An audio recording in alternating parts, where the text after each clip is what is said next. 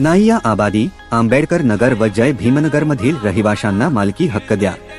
नगरसेवक सत्यपाल सावंत यांची मुख्यमंत्र्यांकडे मागणी. शहरातील नाईया आबादी, डॉक्टर आंबेडकर नगर आणि जय भीमनगर परिसरातील अनेक कुटुंबे गेल्या अनेक वर्षांपासून वास्तव्यास असूनही त्यांना त्यांच्या घरांचे कायदेशीर मालकी हक्क मिळालेले नाहीत.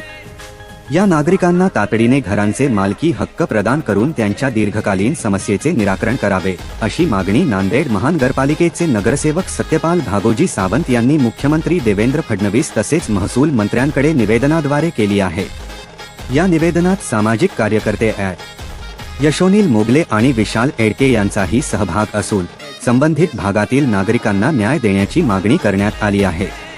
निवेदनानुसार नाईया आबादी, डॉक्टर आंबेडकर नगर आणि जय भीमनगर परिसरातील नागरिक अनेक दशकांपासून येथे वास्तव्यास आहेत.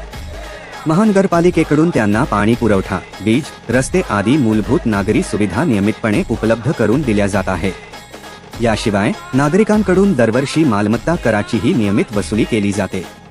मात्र सर्व शासकीय कर भरूनही आणि विविध नागरी सुविधा मिळत असतानाही या भागातील रहिवाशांना त्यांच्या घरांचे अधिकृत मालकी हक्क अद्याप मिळालेले नाही.